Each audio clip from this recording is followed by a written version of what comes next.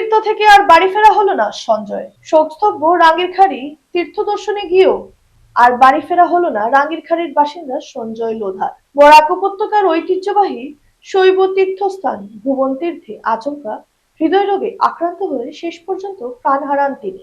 এই মর্মান্তিক ঘটনায় শোকের ছায়া নেমে এসেছে সমগ্র রাঙ্গিরখাড়ি এলাকায়। জানা গেছে 15ই ফেব্রুয়ারি বেলা 2:20 নাগাদ ভুবন তীর্থে অবস্থানকালে আচমকাই অসুস্থ হয়ে পড়েন সঞ্জয় লোধা। হঠাৎ এই ঘটনায় উপস্থিত ভক্ত ও স্থানীয়দের মধ্যে চাঞ্চল্যের সৃষ্টি হয়।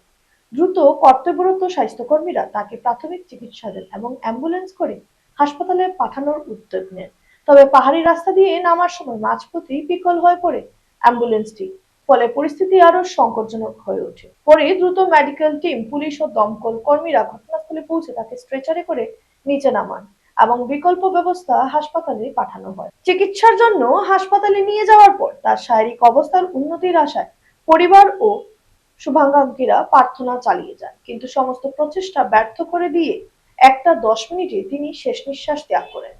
এই ঘটনাকে ঘিরে রাজ্যে 108 অ্যাম্বুলেন্স পরিষেবার পরিকাঠামো ও কার্যকারিতা নিয়ে নতুন করে প্রশ্ন উঠেছে।